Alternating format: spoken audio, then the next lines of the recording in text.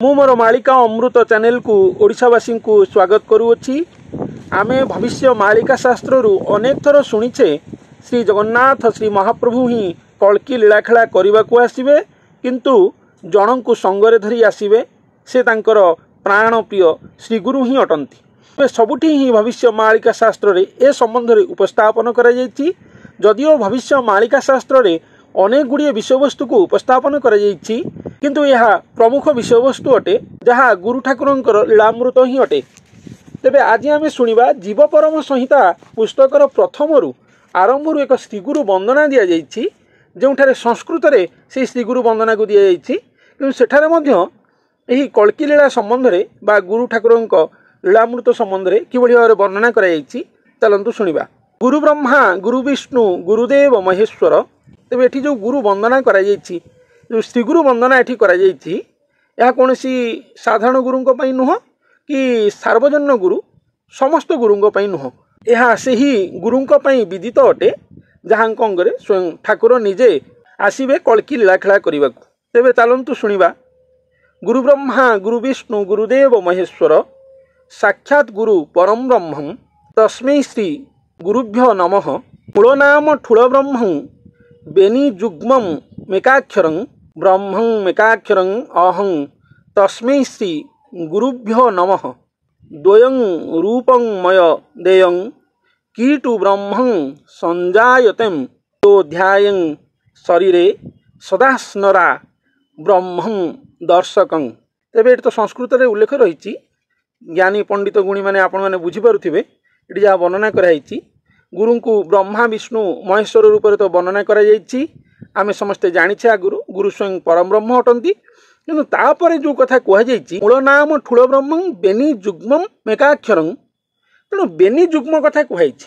जुग्म माने दुई, बेनी जुग्म दी जण आसिकी जुग्म हेबे, एकाठी हेबे बा मिलन हेबे, महामिलन हेबे बा महासंगम हेबे बा जनक अंगरे आउ जणे आसिकी बसवास करिवे। जण हेले गुरु, तांको अंगरे ठाकुर। स्थूल रे शून्य जहाँ आमे कहिबा बा भक्त रे भगवान। प्रत्यक्ष रे जहाँ घटिबो कलिजुग अंतिम समय बेलकु। आ एकाक्षरम एकाक्षर स्वयं ठाकुर निजे एकाक्षर नाद बा ओंकार नाद सेठी घटुथिबो। जेतले दुहे मिलन होई जिवे कारण ठाकुर निजे एकाक्षर ब्रह्म आ से भक्त अंगरु ओलट ओंकार होथिबो बोली मध्य महापुरुष अच्युतानंद निजर वाल्मीकि कल्प भविष्य मालिका पुस्तक रे ए विषय वर्णना करिसेंती। जहां अंगरे ठाकुर आसीबे तांको अंगरे ओलट ओंकार होथिबो। एकाक्षर कहले ओंकार। तेणु बेनी जुग्म जेतेबेले हेबे सेतिकी बेले तांको अंगरु एकाक्षर सृष्टि हेबो बा एकाक्षर नाद हेबो। आ द्वयं रूपं मयं। तेणु दीटा रूप कथा कह जाउछि। द्वयं रूपम जणे रूप हेले गुरुंकर, आउ जणे रूप हेले बा महारूप हेले स्वयं ठाकुरंकर। कीटु ब्रह्मं संजायते। कीटरु ब्रह्म जाए संजायते हेकि थिबे, तांकोटु कीटरु ब्रह्म संजायते हेबे, जात हेबे। जी सृष्टिकर्ता जहांगोटु समग्र सृष्टि होइछि, जहांगोटु जो कथा कहे भगवान सर्वत्र विद्यमान, कीटरु ब्रह्म जाए भगवान विद्यमान करिथांती। जो कथा लेखा अछि, जो कथा वेदशास्त्र पुराण रे वर्णना कराइछि। किंतु एठी को बळी हेबे ना से कीटु ब्रह्म जाए संजायते हेबे ना दी जण रूप जुग्म ही कि सी संजायते हेबे। सी मानव रूप रे साकार ही कि आसीबे, कीटरु ब्रह्म जाए सी व्याप्त हेबे। सर्वत्र व्याप्तम परिव्याप्तम महाव्याप्तम से हेबे। आ को भली तेणु ये जो भगवान को जो कॉन्सेप्ट थिला गुरु भगवान सर्वत्र व्याप्त ताहा ही रहिबो। किंतु एटी जो कथा लिखा जे द्वयं रूपमयं ही जीव सर्वत्र।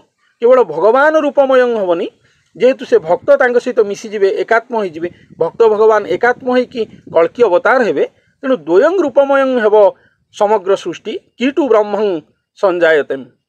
समग्र कीटरु ब्रह्म जाए को भली भाबरे संजायते हेबे बा समग्र व्याप्त हेबो भगवानकर रूप ना द्वयं रूपं। गुरु ठाकुर बा भक्त भगवान जो दुई रूप से एक रूप होई कि चारिआडे व्याप्त हेबे, सर्वत्र व्याप्त हेबे। तेणु भगवान को आमे दर्शन करिबा से भक्तଙ୍କ अंगरे बा भक्त भगवान एकांग होई कि नव्य कलेवर धारण करिकी समग्र विश्ववासी को दर्शन देवे बा सर्वत्र व्याप्त हेबे। एई कथा एठारे वर्णना कराइछि।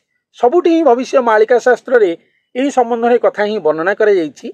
अति चमत्कृत ढंग रे वर्णना कराइछि। एठी भी से कहैछि जो ध्यायं शरीरे सदा स्नरा ब्रह्मं दर्शकं। जो नर माने तांको ध्याइबे निज शरीर रे ସେଇ ନରା ବ୍ରହ୍ମଦର୍ଶକମ୍ ବ୍ରହ୍ମଦର୍ଶୀ ହେବେ, ବ୍ରହ୍ମଙ୍କୁ ଦର୍ଶନ କରିବେ। ନାମ ବ୍ରହ୍ମଂ ମେ କେବଳମ୍ ଯେ ଭଜନ୍ତି ନରୋତ୍ତମ ପୃଥ୍ୱୀ ନାଶେ ଅକ୍ଷୟକଂ। ତେଣୁ ନାମ ବ୍ରହ୍ମ କେବଳ ରହିବ। କଥା କୁହାଯାଇଛି ତାଙ୍କର ନାମକୁ ଭଜିକି ହିଁ ବିଶ୍ୱବାସୀ ମୁକ୍ତି ପାଇବେ। ଭକ୍ତ ଅଙ୍ଗରେ ଭଗବାନ ଏକ ହେଇଯିବେ।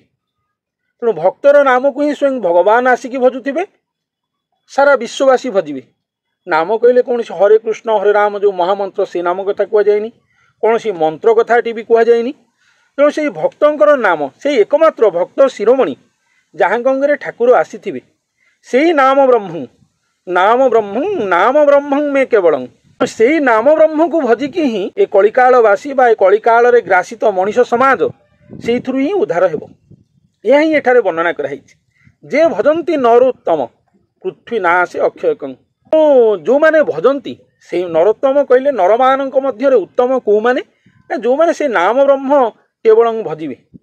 ଭକ୍ତ ଭଗବାନ ଯେଉଁ ଏକାଙ୍ଗ ହେଇକି ଆସିବେ, ସେ ଯେଉଁ ନବ୍ୟ କଳେବର ନର କଳେବର ଭଗବାନ ଧାରଣ କରିବେ, ସେ ନରଙ୍କର ଅଙ୍ଗରେ ରହିକି ସେ ନର ନାମକୁ ଧାରଣ କରିବେ, ମଧ୍ୟ ଖାଲି ନରଙ୍କୁ ଧାରଣ କରିବେ ନାହିଁ। ସେଇ ନାମକୁ ଯେଉଁମାନେ ଭଜିବେ, ସେ ନରଙ୍କୁ ଚିହ୍ନିକି ସେଇମାନେ ହିଁ ଅକ୍ଷୟ ହେବେ।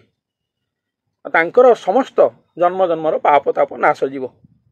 ଗୁରୁ ଶିଷ୍ୟ ତତ୍ତ୍ୱସାରଂ ନାମ ବ୍ରହ୍ମଂ ଗୁଣାର୍ଣ୍ଣବମ୍ ଯହ ପଠତି ତ୍ରୟ କାଳେ ସହ ନରା ବ୍ରହ୍ମଂ ବେତାୟଂ।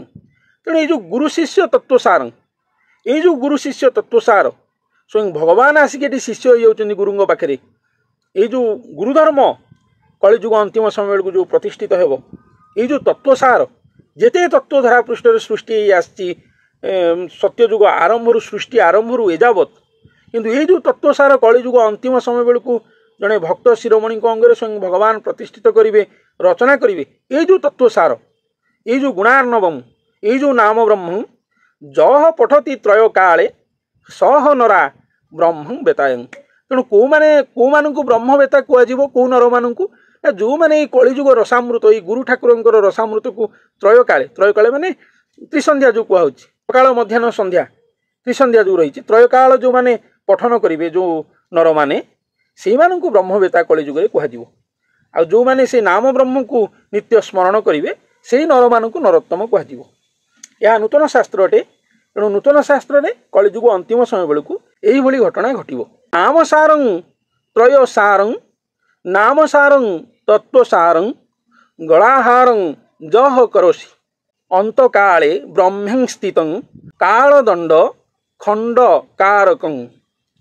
ତେଣୁ ଏଇ ଯେଉଁ ନାମ ସାର, ଭଗବାନଙ୍କର ଏଇ ଯେଉଁ କଳ୍କି ନାମ, ଯେଉଁ ନାମଗ୍ରାହୀ ସେ ହେଇଥିବେ, ଯେଉଁ ନାମଧାରୀ ସେ ହେଇଥିବେ, ଯେଉଁ ମାନବ ନାମ ତାଙ୍କର ନାମ ସାରଂ ତତ୍ତ୍ୱ ସାରଂ, ସେ ଯେଉଁ ତତ୍ତ୍ୱ ଭକ୍ତ ଭଗବାନ ବା ଗୁରୁ ଭଗବାନଙ୍କର ଯେଉଁ ଗୁରୁ ଠାକୁରଙ୍କର ଯେଉଁ ଲୀଳାମୃତ, ସେ ଯେଉଁ ତତ୍ତ୍ୱ ସାର, ତାକୁ ଯିଏ ଗଳାହାରଂ ଯ କରୋସି, ତାକୁ ଯିଏ ଗଳାହାର କରିବ, ସେଇମାନେ ଅନ୍ତକାଳେ ବ୍ରହ୍ମଂ ସ୍ଥିତଂ କାଳଦଣ୍ଡ ଖଣ୍ଡ କାରକଂ। ତେଣୁ ଅନ୍ତକାଳରେ ସେଇମାନଙ୍କର କାଳଦଣ୍ଡ ଖଣ୍ଡନ ଘଟିବ ବା ସେମାନେ ବ୍ରହ୍ମରେ ସ୍ଥିତ ଲାଭ କରିବେ ବା ବ୍ରହ୍ମପ୍ରାପ୍ତି ହେବେ ବା ସ୍ୱୟଂ ଭଗବାନଙ୍କର ପାଦପଦ୍ମ ପ୍ରାପ୍ତି ହେବେ ବା ଗତିମୁକ୍ତି ଲାଭ କରିବେ ବା ଗତିମୁକ୍ତି ଲାଭ କରିବେ, ଯାହା କୁହାଯିବ। ତେଣୁ ଏଇଭଳି ଘଟଣା ଘଟିବ କଳିଯୁଗ ଅନ୍ତିମ ସମୟ ବେଳକୁ। ଏହା ହିଁ ଏଠାରେ ଭବିଷ୍ୟ ମାଳିକା ଶାସ୍ତ୍ରରେ ବର୍ଣ୍ଣନା କରାଯାଇଛି, ସବୁଠି ବର୍ଣ୍ଣନା କରାଯାଇଛି। ତେଣୁ ଯେଉଁମାନେ ପଢ଼ୁଛନ୍ତି ସେମାନେ ପ୍ରଥମେ ଜାଣିବା ଉଚିତ। ତାଙ୍କର ଯଦି ଅନ୍ୱେଷଣ ବା ତାଙ୍କର ଯଦି ତତ୍ତ୍ୱସାର ସଂଗ୍ରହ ଭବିଷ୍ୟ ମାଳିକାରୁ ଗୁରୁ ଠାକୁରଙ୍କ ଲୀଳାମୃତ ଉପରେ ହୁଅନ୍ତା, ତାହେଲେ ସେମାନେ ଏସବୁ କଥାମୃତକୁ ଜନସମାଜକୁ ଆଣନ୍ତେ। ବଡ଼ ବଡ଼ ଚ୍ୟାନେଲ୍ ଯେଉଁମାନେ ସବୁ କରିଛନ୍ତି, ଏସବୁ କଥାମୃତକୁ ଯଦି ଆଣନ୍ତେ, ତାହେଲେ ଜନସମାଜ ଏସବୁ କଥାକୁ ଶ୍ରବଣ କରି ସନ୍ତୋଷ ଲାଭ କରନ୍ତେ ବା ଆହ୍ଲାଦିତ ହୁଅନ୍ତେ, ତାଙ୍କ ପ୍ରାଣ ଶାନ୍ତି ଲାଭ କରନ୍ତା। ତେଣୁ ଏସବୁ କଥା ଭବିଷ୍ୟ ମାଳିକା ଶାସ୍ତ୍ରରେ ବର୍ଣ୍ଣନା କରାଯାଇଛି। ଏଠାରେ ମଧ୍ୟ ସେଇ କଥା କୁହାଯାଇଛି। ତେଣୁ ଆହୁରି କ'ଣ କୁହାଯାଇଛି ନା ଶ୍ରୀଗୁରୁ ଦର୍ଶନେ ମୁକ୍ତି ନତୁଲ୍ୟ ଅନ୍ୟ ଦେବତ ତନମନ ଗୁରୁ ପାଦାୟଂ ଦଣ୍ଡବତାୟଂ ନମଃ ନମଃ। ତେଣୁ ସେଇ ଗୁରୁଙ୍କ ପାଦ ତଳେ ତନମନ, ତାଙ୍କରି ପାଦ ତଳେ ହିଁ ଦଣ୍ଡବତ ପ୍ରଣାମ, ନମୋ ନମଃ ନମଃ ନମଃ। ଓ ସେଇ ଶ୍ରୀଗୁରୁ ଦର୍ଶନେ ମୁକ୍ତି, ସେଇ ଶ୍ରୀଗୁରୁଙ୍କୁ ଦର୍ଶନ କଲେ ହିଁ ମୁକ୍ତି ମିଳିବ। ନତୁଲ୍ୟ ଅନ୍ୟ ଦେବତ, ଅନ୍ୟ ତାଙ୍କ ତୁଲ୍ୟ ବା ତାଙ୍କ ବିନା ଅନ୍ୟ ଦେବତାମାନଙ୍କୁ ଦର୍ଶନ କଲେ ମୁକ୍ତି ନାହିଁ। କାରଣ କଳିଯୁଗରେ ଭଗବାନ ଏଇଭଳି ଘଟଣା ଘଟେଇବେ ଶ୍ରୀଗୁରୁ ଅଙ୍ଗ ସଙ୍ଗ ହେଇକି ସେ ଆସିବେ। ତେଣୁ ଶ୍ରୀଗୁରୁ ଦର୍ଶନରେ ହିଁ ମୁକ୍ତି ମିଳିବ ବୋଲି ଏଠି ବର୍ଣ୍ଣନା କରାଯାଇଛି। ତାଙ୍କରି ଦର୍ଶନରେ ହିଁ ମୁକ୍ତି, ତାଙ୍କରି ନାମ, ତାଙ୍କରି ଯେଉଁ ମାନବ ନାମ, ଯେଉଁ ନାମ ସହିତ ଅନାମ ଠାକୁର ଆସିକି ଏକାତ୍ମ ହୋଇକି ରହିବେ। ତେଣୁ ସେଇ ନାମକୁ ଯେଉଁମାନେ ଗଳାହାର କରିକି ଭଜିବେ ସେଇମାନେ ନରୋତ୍ତମ ବୁଲାଇବେ। ଆଉ ସେଇ ତତ୍ତ୍ୱ, ଯେଉଁ ତତ୍ତ୍ୱ ଗୁରୁ ଠାକୁର, ଯେଉଁ ତତ୍ତ୍ୱରେ ଗୁରୁ ଠାକୁର ଗଢ଼ା ହେଇଥିବେ ତାହା ହିଁ ତତ୍ତ୍ୱସାର ବୋଲାଇବ। ଆଉ ଏଇ ତତ୍ତ୍ୱ, ଏଇ ନାମକୁ ଯେ ତ୍ରିସନ୍ଧ୍ୟା କରିବ, ତ୍ରିସନ୍ଧ୍ୟାରେ ଭଜିବ, ଏଇ ତତ୍ତ୍ୱକୁ ଗାନ କରିବ, ସେଇ ନରମାନଙ୍କୁ ବ୍ରହ୍ମବେତା ବୋଲି କୁହାଯିବ ବୋଲି ଏଠି ବର୍ଣ୍ଣନା କରାଯାଇଛି। ତେଣୁ ଭବିଷ୍ୟ ମାଳିକାରେ ଏହିସବୁ ସମ୍ବନ୍ଧିତ କଥା ହିଁ ବର୍ଣ୍ଣନା କରାଯାଇଛି। ତେଣୁ ବେନି ଯୁଗ୍ମଂ ମେକାକ୍ଷରଂ କୁହାଯାଇଛି, ଆଉ ଦ୍ୱୟଂ ରୂପଂ କଥା କୁହାଯାଇଛି। ତେଣୁ ବେନି ଆସିକି ଏକ ହେବେ। ତେଣୁ ଏକ ହେଇକି ନୂତନ କଳେବର ବା ନୂତନ ଅବତାର ସ୍ୱୟଂ ଭଗବାନ ଧାରଣ କରିବେ। ସେଇ ଯେଉଁ ଅବତାର ଧାରଣ କରିବେ ସେଇ ରୂପ ହିଁ ସର୍ବତ୍ର ବିଦ୍ୟମାନ ହେବ। ସମଗ୍ର ବିଶ୍ୱରେ ଭକ୍ତମାନେ ସେଇ ରୂପଙ୍କୁ ହିଁ ଦର୍ଶନ କରିବେ। ଆବ୍ରହ୍ମ କୀଟ ସର୍ବତ୍ରରେ ସେଇ ରୂପ ହିଁ ବିଦ୍ୟମାନ ହେବେ। ତାଙ୍କଠୁ ହିଁ ସବୁ ସଞ୍ଜାୟତ ହେବେ ବୋଲି ବର୍ଣ୍ଣନା କରାଯାଇଛି ବା ଜାତ ହେବେ ବୋଲି ଅତି ସୁନ୍ଦର ଭାବରେ ଏହି ଶ୍ରୀଗୁରୁ ବନ୍ଦନା ସ୍ତୋତ୍ରରେ ହିଁ ବର୍ଣ୍ଣନା କରାଯାଇଛି। ତେବେ ହେ ସଜ୍ଜନ, ଆଜି ଆମେ ଭବିଷ୍ୟ ମାଳିକା ଶାସ୍ତ୍ରରୁ ଏହି ଶ୍ରୀଗୁରୁ ବନ୍ଦନା ସ୍ତୋତ୍ରରୁ ଜାଣିବାକୁ ପାଇଲେ ଯେ ଏଠାରେ ମଧ୍ୟ ସେଇ ଗୁରୁ ଭଗବାନଙ୍କର ଲୀଳାମୃତକୁ ଠାରଗାରରେ ହିଁ ଅତି ସୁନ୍ଦର ଭାବରେ ଉପସ୍ଥାପନ କରାଯାଇଛି। ଯେଉଁମାନେ ଜ୍ଞାନୀ ଗୁଣୀଜନ ଆକୁ ପଢ଼ିକି ସୁନିଶ୍ଚିତ ବୁଝିପାରିବେ। ଅତି ସହଜ ସରଳ ଭାବରେ ବର୍ଣ୍ଣନା କରାଯାଇଛି। ମୋର ତ ସଂସ୍କୃତ ଉପରେ ଏତେ ଅଭିଜ୍ଞତା ନାହିଁ, ତେବେ ଆପଣମାନେ ଶୁଣି ଭାବୁଛି ବୁଝିପାରୁଥିବେ। ତେବେ ସେଇ ଗୁରୁଦେବଙ୍କର ପାଦ ପଦ୍ମରେ ନମଃ ନମଃ କୋଟି କୋଟି ବାର ନମଃ ନମଃ। ତେବେ ଆଜି ପାଇଁ ଏତିକି। ମୁଁ ମୋର ଆଗାମୀ ଅଧ୍ୟାୟରେ ଆଉ କିଛି ନୂତନ ମାଳିକାମୃତ ସହିତ ଆପଣମାନଙ୍କ ପାଖରେ ଉପସ୍ଥିତ ହେବି। ଧନ୍ୟବାଦ।